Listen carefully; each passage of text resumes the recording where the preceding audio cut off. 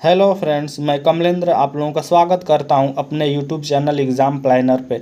तो फ्रेंड्स, हम लोग आज देखेंगे दरोगा 2021 के 12 नवंबर के प्रथम शिफ्ट के जितने सारे जीएस के क्वेश्चन हैं इस क्लास में हम लोग देखेंगे। और जीएस के 40 क्वेश्चन लिए गए हैं और बहुत जल्दी समाप्त हो जाएगा। आप लास्ट तक बने रहिएगा।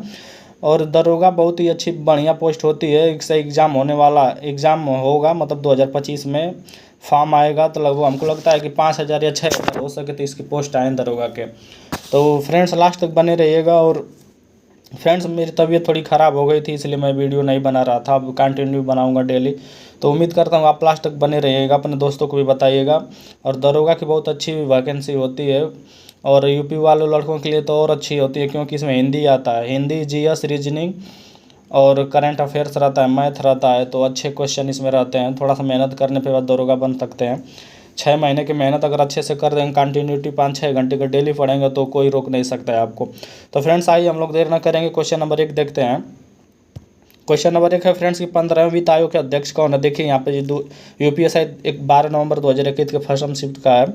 तो 15वें वित्त आयोग के अध्यक्ष कौन है। ऑप्शन है K C. Neogi, N K. Singh, doctor C Rangarajan, Y V. Reddy. तो फ्रेंड्स, इसके जो सही ऑप्शन हो जाएगा, ऑप्शन बी सही हो जाएगा। इसके एन.के. सिंह इसका सही ऑप्शन हो जाएगा। आइए इसके बारे में हम लोग और जानते हैं 15वें और 16वें वित्त आयोग के अध्यक्ष कौन है। तो 15वें वित्त आयोग के अध्यक्ष जो है, यहाँ पे देखिए उनकी फोटो लिया गया, एन.के. सिंह है। और ये जो वित्त आयोग पूछ देगा कि वित्त आयोग किस अनुच्छेद में है, तो अनुच्छेद है 280। मैं बता देता हूँ आपको, 395 अनुच्छेद होता है, 12 अनुसूचियाँ होती है, 22 भाग होता है। पहले जब संविधान बना था तो उसको बनने में टाइम 2 वर्ष 11 में 18 दिन का लग गया था। तो अनुच्छेद वही पूछ देगा कि वित्त आयोग किस अनुच्छेद में है, तो 280 अनुच्छेद में है। और 16वें वित्त आयोग के जो अध्यक्ष थे अरविंद पनगड़िया हैं, यहाँ पे देखेंगे अरविंद पनगड़िया हैं और यहाँ पे एन.के. सिंह भी हैं। तो फ्रेंड्स, इतने सारी बातें हम लोग जाने आए। क्वेश्चन नंबर 2 पर चलते हैं, लास्ट तक बने रहेगा फ्रेंड्स। मैं हर एक एग्जाम के लिए ये फैक्ट बहुत अच्छा है, यूपी दरोगा के लिए स्पेशल क्लास है, तो और एग्ज़ाम के लिए बेस्ट है। तो क्वेश्चन नंबर 2 है कि राज्य विधायिका द्वारा पारित कुछ प्रकार के विधेयकों को भारत के राष्ट्रपति के विचारार्थ आरक्षित करने का अधिकार किसके पास है। इसको जो ऑप्शन हो जाएगा, उच्च न्यायालय के मुख्य न्यायाधीश के पास है, राज्य के मुख्यमंत्री, फिर राज्य के महाधिवक्ता, फिर राज्य के राज्यपाल। तो फ्रेंड्स, इसके जो यह सही ऑप्शन हो जाएगा, राज्य के राज्यपाल के पास है।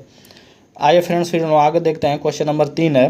क्वेश्चन नंबर 3 है कि क्वेश्चन नंबर 3 है 1925 से पहले बिना किसी नोटिस के किसी कानून भू संपत्ति के वास्तविक खरीदार को सामान्यतः डैश डैश के रूप में जाना जाता था।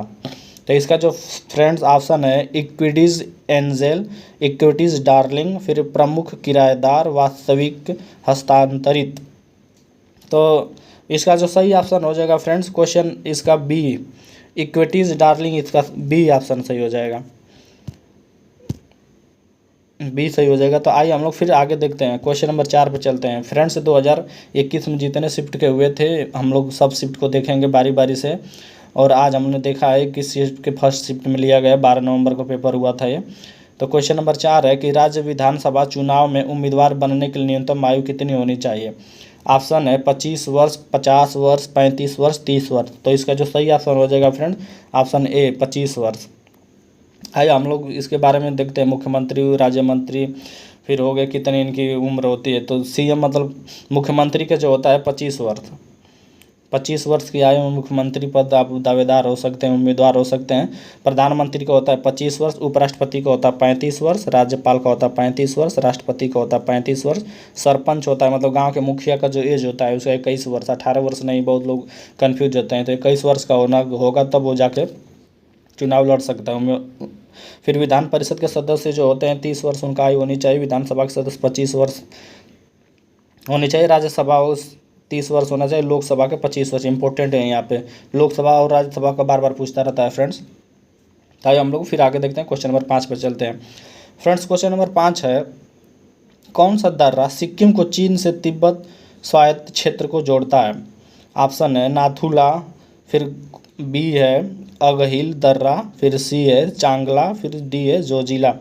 तो फ्रेंड्स, इसका जो सही ऑप्शन हो जाएगा, ऑप्शन नंबर ए नाथुला दर्रा है। तो आइए फ्रेंड्स हम लोग फिर इसको देखते हैं।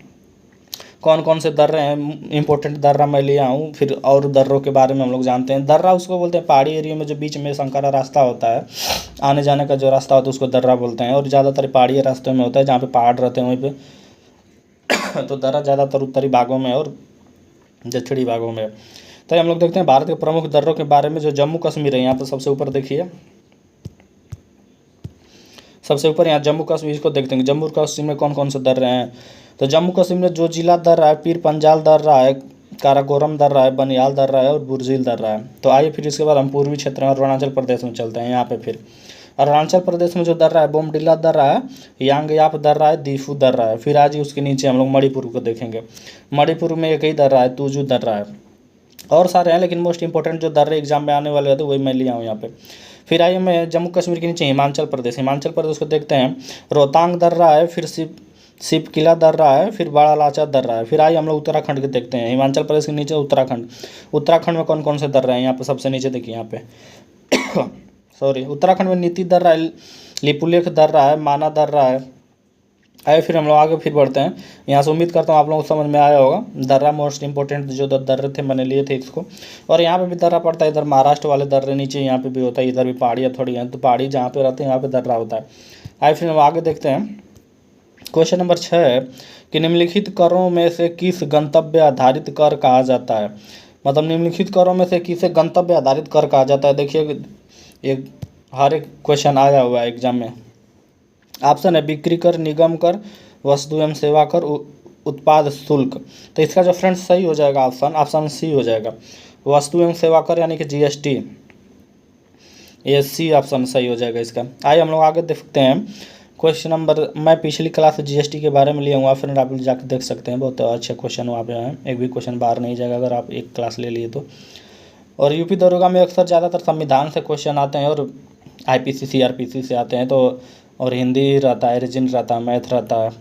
आइए क्वेश्चन हम लोग देखते हैं। क्वेश्चन नंबर 7 है कि आयकर 1961 के संबंध में DTAA का पूर्ण रूप क्या है। तो इसका जो सही, इसका ऑप्शन जो है डायरेक्ट टैक्स असाइनमेंट अथॉरिटी। फिर दूसरा ऑप्शन है डिस्ट्रिक्ट टैक्स असाइनमेंट अथॉरिटी। सी है डायरेक्ट टैक्स असाइनमेंट अथॉरिटी। फिर डबल टैक्स अवॉइडेंस एग्रीमेंट। तो इसका जो सही ऑप्शन हो जाएगा फ्रेंड्स, डी वाला सही हो जाएगा, यही वाला सही होगा, डबल टैक्स अवॉइडेंस एग्रीमेंट सही हो जाएगा ये पे, DTA का फुल फॉर्म। तो आइए इसके बारे में हम लोग देखते हैं कि DTA क्या है। तो DTA double tax avoidance agreement जो है, DTA का फुल फॉर्म है द्वारा कराधान परिहार समझौता। मतलब डबल, दो बार हो सकता है, द्वारा कराधान परिहार समझौता। यह दो या दो से ज़्यादा देशों के बीच कर से जुड़ा एक समझौता होता है। इसका मकसद यह होता है कि एक ही आय पर दो देशों में दो बार कर न लगाया जाए। यह समझौता आयकर अधिनियम 1961 की धारा 90 और 90A के तहत परिभाषित किया गया है, इसका मतलब DTA का।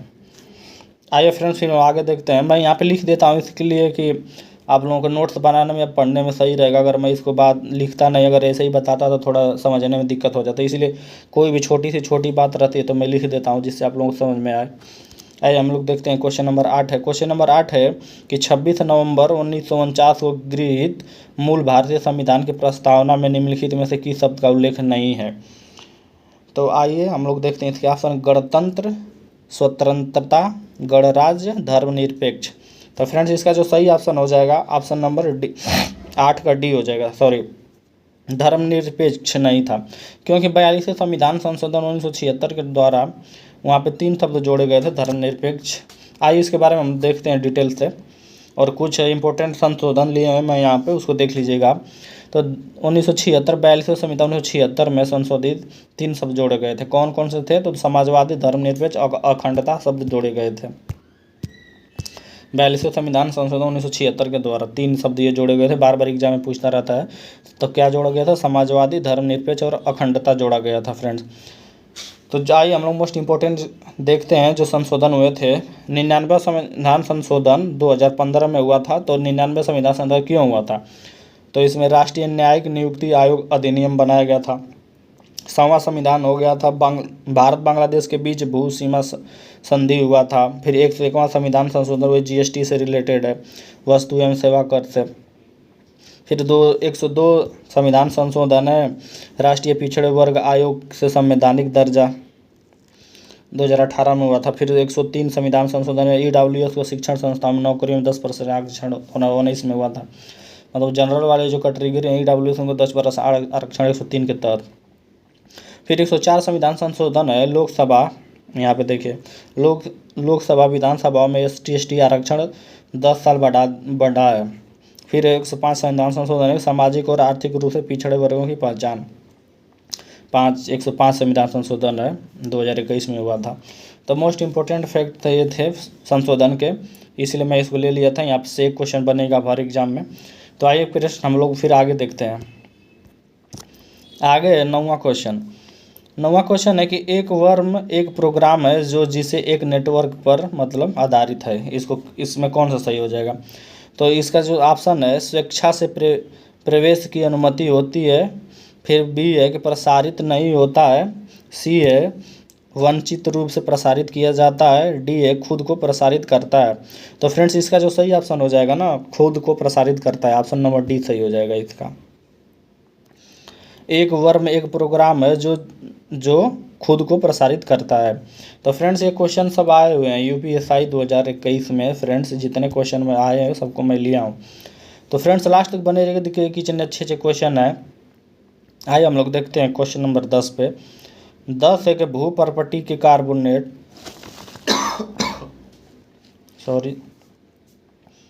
भू प्रॉपर्टी में कार्बोनेट, कोयला और पेट्रोलियम जैसे खनिजों के रूप में मौजूद कार्बन का प्रतिशत कितना है। ऑप्शन है 0.04%, बी है 0.3%, सी है 0.01%, डी है 0.02%। तो इसका जो सही ऑप्शन हो जाएगा डी वाला सही है, 0.02% है। आइए हम लोग आगे फिर देखते हैं। क्वेश्चन नंबर 11 है कि भारतीय संविधान का निम्नलिखित में से कौन सा अनुच्छेद कुछ मामलों में गिरफ्तारी और निरुद्ध के खिलाफ सुरक्षा प्रदान करता है। तो फ्रेंड्स इसका जो ऑप्शन है ए 22, फिर बी 19, सी 21, सी 20, डी 21। तो इसका जो सही ऑप्शन हो जाएगा फ्रेंड्स ए सही हो जाएगा 22। गिरफ्तारी से रिलेटेड जो है अनुच्छेद 22 में दिया है, गिरफ्तार होता है जब कोई व्यक्ति तो 24 घंटे के अंदर मजिस्ट्रेट के सामने पेश किया जाता है, और जो यात्रा में आने जाने का समय रहता है उसको काउंट नहीं किया जाता है। यानी कि कोई बम्बई है, उसको उत्तर प्रदेश के न्यायालय में पेश करना है, तो बम्बई से आने जाने का तो 1-2-3 दिन लग जाएगा, लेकिन आने जाने का जो कैदियों का होता है ना, वो रास्ता का ऐड नहीं होता है। तो मतलब ये है कि 22 के तहत उसको संरक्षण प्रदान है, 24 घंटे में मजिस्ट्रेट के सामने पेश किया जाता है। आइए हम लोग फिर आगे देखते हैं। क्वेश्चन नंबर 12 है कि उसे बिंदु को क्या कहा जाता है जहाँ भूकंप के दौरान ऊर्जा का निष्कासन होता है। ऑप्शन है कि अभिकेंद्र, गुरुत्व केंद्र, अवकेंद्र, विवर्तनिक केंद्र। तो फ्रेंड्स इसका जो सही ऑप्शन हो जाएगा सी अवकेंद्र। यहाँ पे सी ऑप्शन सही हो जाएगा, अवकेंद्र होता है,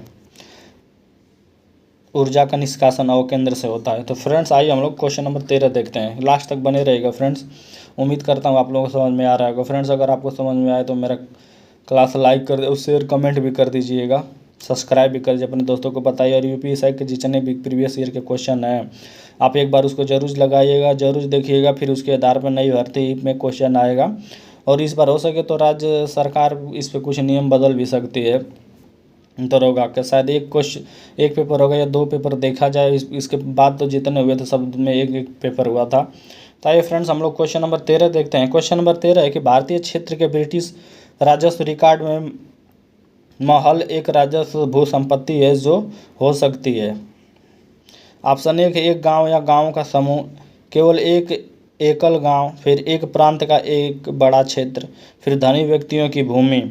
तो फ्रेंड्स इसका जो सही ऑप्शन हो जाएगा ऑप्शन ए हो जाएगा, एक गांव या गांवों का समूह। मतलब भारतीय क्षेत्र के ब्रिटिश राजस्व रिकॉर्ड में महाल एक राजस्व भू संपत्ति है जिसे एक गांव या गांवों का समूह कहा जाता है, हो सकती है। तो आइए फ्रेंड्स फिर हम लोग आगे देखते हैं, इसका ए सही होगा। क्वेश्चन नंबर 14 है कि राष्ट्रीय मानवाधिकार आयोग के प्रथम अध्यक्ष कौन है। मतलब राष्ट्रीय